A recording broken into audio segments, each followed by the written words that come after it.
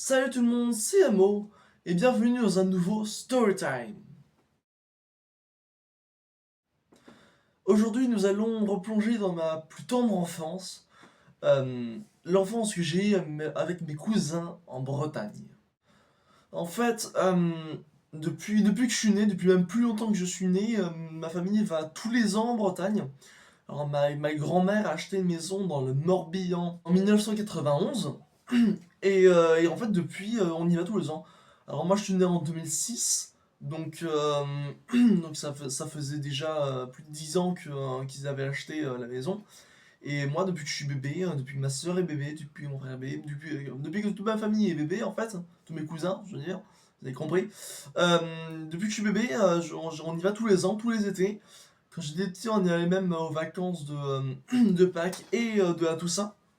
Et là, j'y voyais tous mes cousins. Enfin, on était rarement tous là parce que du côté de mon père, j'en ai 9. Et, euh, et parmi ces cousins, il y avait une famille de cousins qui, pour le boulot de leur père, enfin, voyageaient beaucoup. Donc, parfois, enfin, ils sont restés 5 ou 6 ans aux États-Unis, ils sont restés quelques années au Qatar. Et puis, juste avant de rentrer en France pour de bon, ils sont restés 3 ou 4 ou 5 ans, je sais plus, au Japon. Et donc en fait, ce qui faisait qu'on se voyait pas beaucoup. D'ailleurs, on se voit pas beaucoup non plus en ce moment parce que tout le monde, maintenant mes cousins grandissent, tout le monde part de son côté pour ses études, voilà. Donc on se voit une fois en été, une fois à Noël, et on essaie de justement se voir un peu plus souvent, mais c'est pas forcément ça. Et donc avec ses cousins, je dirais que il y a une famille de cousins en particulier avec laquelle je suis beaucoup plus proche que les deux autres. Pourquoi? Parce que je sais pas pourquoi je suis plus proche avec ces cousins-là. Peut-être parce que ils ont beaucoup voyagé, donc on se voit moins souvent. Du coup, en fait, enfin, c'est le principe du bonheur. En fait, on sait qu'on est heureux lorsque cette chose est partie. C'est-à-dire que il faut qu'il y ait un contraste pour savoir qu'on est heureux. C'est-à-dire que ouais, c'est parti sur cours de philosophie en fait. En fait, pas de bonheur sans non-bonheur. C'est pas forcément un malheur, c'est juste un moment sans forcément de bonheur, mais enfin, on n'est pas particulièrement malheureux, on n'est pas particulièrement heureux non plus. C'est comme ça qu'on sait qu'on est heureux. C'est-à-dire que, enfin, concrètement, cette famille de cousins en particulier, dont je ne citerai pas le nom, euh, on se voyait 2 fois par an maximum à l'époque, et on s'amusait comme des dingues tout le temps, toute la semaine, toute la journée, enfin, n'importe quand. On s'amusait comme des dingues. C'est justement ça que je vais vous raconter dans cette vidéo. Et en fait, on se voyait pas hyper souvent non plus, mais enfin, je sais pas, je trouve que j'ai plus d'affinité avec cette famille de cousins en particulier. Euh, donc, quand on est tout petit, donc moi je suis passionné depuis tout petit la Première et Seconde Guerre mondiale. Et donc en fait, je ne sais même plus comment ça s'est passé parce qu'en fait, enfin, ce que je vais vous raconter, je ne sais plus comment ça s'est passé parce qu'en fait, je n'ai pas de souvenir de moi assez jeune pour ne pas jouer à ce jeu, le jeu que je vais vous dire par la suite. Euh, j'ai toujours joué à ça avec eux, aussi que je me souvienne. C'était le jeu de la Seconde Guerre mondiale. C'est-à-dire que on était 5, on était 5. Et on s'amusait à jouer des soldats pendant la Seconde Guerre mondiale, le débarquement de Normandie, la bataille de France, tout ça. Et on s'amusait à inventer des histoires, même des batailles qui n'ont jamais eu lieu. Et voilà, on s'amusait voilà, à jouer à la Seconde Guerre mondiale. C'était très très marrant et c'est une période en fait qui est vouée à être oubliée. Sauf que je l'immortalise dans cette vidéo et je ne pourrais pas en donner de détails parce que c'était il y a tellement longtemps. C'était il y a 10 15 ans en fait. Ouais, peut-être pas 15 ans, mais on a peut-être commencé à y jouer il y a 15 ans. Et on a terminé il y a 7 ans. 7 8 ans. Donc plutôt 7 ans. Donc voilà, 15 moins 7 ça fait 8. On a eu 8 ans. Pendant 8 ans, on a joué à ce jeu tous les ans. Pendant 2 mois, enfin, bon, pendant un mois, tous les ans. Pour immortaliser cette période, je vais essayer de dire un maximum de détails pour ne pas qu'elle tombe dans l'oubli de la nostalgie. Donc voilà, je jouais le général Cooper, qui commandait une division voilà, de soldats qui avaient débarqué en Normandie le 6 juin 1944 sur Omaha Beach. Mon cousin jouait le caporal Stark. Alors à l'époque, il était soldat, sauf que ben, je l'ai augmenté de grade pour cause de bravoure en fait. Il est très très brave, caporal Stark. Puis il y avait le sergent Tips. En fait, Tips, c'était une femme en fait. Personne ne sait, mais c'est une femme qui s'est coupé les cheveux, qui s'est bandé la poitrine pour ne pas qu'on la reconnaisse, qui est en fait une rescapée juive d'un train de la mort. Donc elle a vu son village brûlé, son village de France brûlé par les nazis, et donc elle s'est dit bah, elle va rentrer dans la résistance, puis dans l'armée américaine pour combattre ceux qui ont tué, massacré, déporté sa famille. Voilà. Et puis, il y avait deux autres personnes, deux autres femmes, qui sont respectivement ma soeur et ma cousine. Alors, là, c'est un peu compliqué parce que je me souviens moins bien de leur rôle et de leur identité dans notre histoire. Parce que, faut savoir que ma soeur est très très fan d'équitation. Donc, elle voulait absolument qu'il y ait des chevaux dans l'histoire. Et ma cousine l'a suivi. Elle n'est pas forcément fan d'équitation, mais elle voulait aussi avoir un cheval dans l'histoire. Bon, je sais plus qu'elle s'appelait dans l'histoire, je sais plus quel était leur historique et puis qu'est-ce qu'ils ont fait. Mais bon, voilà, on s'est amusé, on s'est très bien amusé, on s'est amusé comme des dingues. Voilà, faut pas que cette histoire tombe dans l'oubli, voilà. Je me souviens également lorsque ce jeu a commencé à être comment ça s'appelle, un peu oublié. On l'a brièvement remplacé par un autre jeu de rôle grandeur nature. Oui, c'est vraiment du jeu de rôle, hein, c'est pas du jeu papier, c'est du grandeur nature. Voilà, on l'a remplacé par un jeu de rôle, c'est des animaux fantastiques. Enfin, pas, rien à voir avec le film, hein. Mais bon, voilà, on jouait des aventuriers un petit peu royal fantasy avec des pouvoirs et puis des animaux magiques. Voilà, bon, je me suis moins attaché à cette période-là parce qu'elle signait la fin d'une grande période d'exaltation. Voilà, on va dire c'est comme ça. Donc cette période de Niveau Fantastique était un peu courte parce qu'elle a rapidement été ça s'appelle, remplacée par du jeu de rôle papier. Voilà, notamment avec les découvertes de Donjons et Dragons. Voilà, donc c'était en été 2017, là où j'ai découvert Donjons et Dragons. Donc Donjons et Dragons, je découvre en 2017 grâce à justement cette famille de cousins avec qui j'ai joué pendant des années, ainsi que un autre cousin d'une autre famille de cousins, toujours du côté de mon père. Mon père a trois sœurs, on est beaucoup.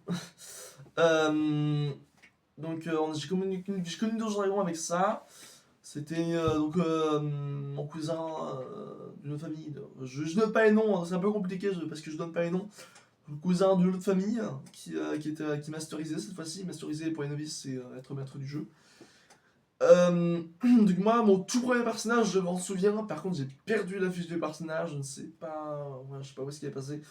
Mon tout premier personnage, c'était un elfe sylvain qui s'appelait Sélénian. En référence à Sélénia, qui est en fait l'elfe dans le donjon de Nullbuck. Donc le donjon de Nullbuck, c'est très vieux, c'est plus vieux que moi. Moi j'ai connu il y a longtemps. Je vais pas faire toute l'histoire maintenant parce que peut-être dans une vidéo, peut-être dans un short, je ne sais pas. Euh, dans Donjon de Nullbuck, il y a l'elfe qui au départ n'a pas de nom, qui se découvre être l'héritière du trône de Folonariel, qui est le royaume elfe. Donc elle se trouve être Sélénia 3, voilà. Donc moi j'avais un elfe Sylvain, donc qui était un mec, donc voilà, c'est pas importe, qui s'appelait Sélénian. J'ai perdu la fiche, on s'est marré avec lui. Par contre j'ai perdu la fiche, je me souviens plus de ce qu'on s'est dit, mais je me souviens que c'était marrant. Et puis ensuite, le deuxième personnage, c'était un Dragonborn. Alors en français, pour la V5, c'est Sans Dragon. Et pour la V6 de Donjons Dragon, maintenant on joue en V6, c'est Drakeid. Voilà. Donc, je connais pas les nouveaux termes, mais pas importe. Moi je joue un Dragonborn qui s'appelait Rivan de Neamonis. Oui, aussi, ouais, c'était aussi très très marrant.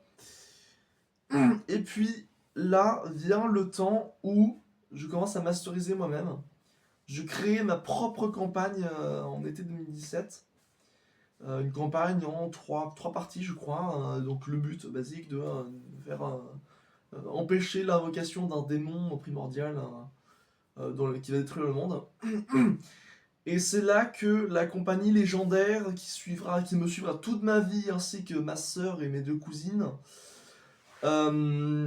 l'avènement de la compagnie Muchos Pechos. Alors, c'est que donc il y a ma cousine, donc je ne dirai pas le nom, ainsi que sa sœur et ma sœur qui vont débuter cette partie de la campagne.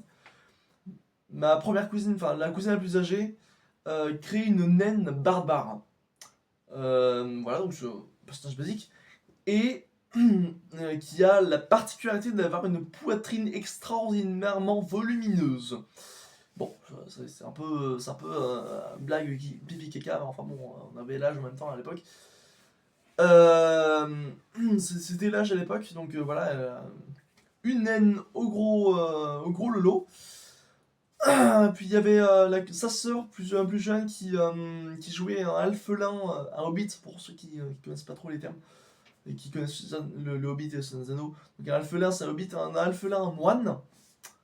Donc je dirais que c'est c'est très partiel, hein, peut-être que ma cousine va pester en voyant cette vidéo, voilà, mais je trouve que c'est le personnage le moins mémorable, je dirais, parce que, je sais pas, j'ai peut-être pas tellement appris à la connaître, parce que elle était un peu en arrière-plan. En plus aujourd'hui elle joue plus parce qu'elle habite à Lille et du coup on se voit moins souvent, on se voit moins du tout, enfin on se voit plus du tout. Et donc elle est en arrière-plan. Si, il y a une scène qui est très marrante, à un moment ils sont attaqués dans une auberge et elle débite un discours incompréhensible dans une voix super aiguë. Et c'est terminé par, enfin ça fait, je fais très schématique, c'est ouais, parce qu'elle était surprise qu'ils sont attaqués dans une auberge. Donc ouais, c'est bon, on s'est tapé une super barre à ce moment-là. Ouais, et puis et ensuite il y a ma soeur qui joue une demi-elfe de Reed. Ça c'est son personnage de prédilection. Chaque jeu de rôle qu'elle fait, elle ne peut pas jouer autre chose qu'une demi-elfe druide. Voilà, c'est truc rapport avec les animaux. Ma soeur est amoureuse des animaux, voilà. Donc voilà, on s'est marré. Donc l'anecdote avec la naine barbare, c'est que, donc de base elle a un nom, évidemment. Et le truc c'est que on s'est très rapidement mis à l'appeler Muchos Pechos.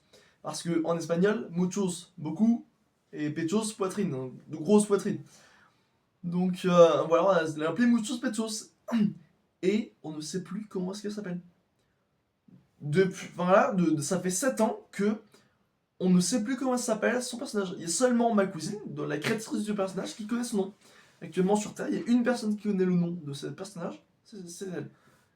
Et je compte sur elle pour ne jamais le divulguer. Ça va être un mystère de la famille, c'est le mystère du groupe de cousins. C'est très marrant, et voilà, on y en revient encore, voilà, c'est... Aujourd'hui, enfin, justement, pas plus tard que hier, j'ai fait une partie avec cette cousine. Et voilà, on l'appelle Mouchou Pesos, de base, c'est devenu son nom. C'est comme ça que sont formés les noms de famille, c'est des surnoms qui sont devenus des noms réels. Voilà, on l'appelle Muchos Pechos et on ne connaît pas son véritable nom. Autre anecdote, dans cette même période, enfin ce même mois de juillet ou août, je ne sais plus, 2017, donc on continuait la campagne. Oui, on jouait tous les soirs jusqu'à 2h du mat, on s'amusait comme des dingues, en grignotant du caramel, du miel, voilà, autour de la minuscule table de la cuisine, c'était génial. C'était génial.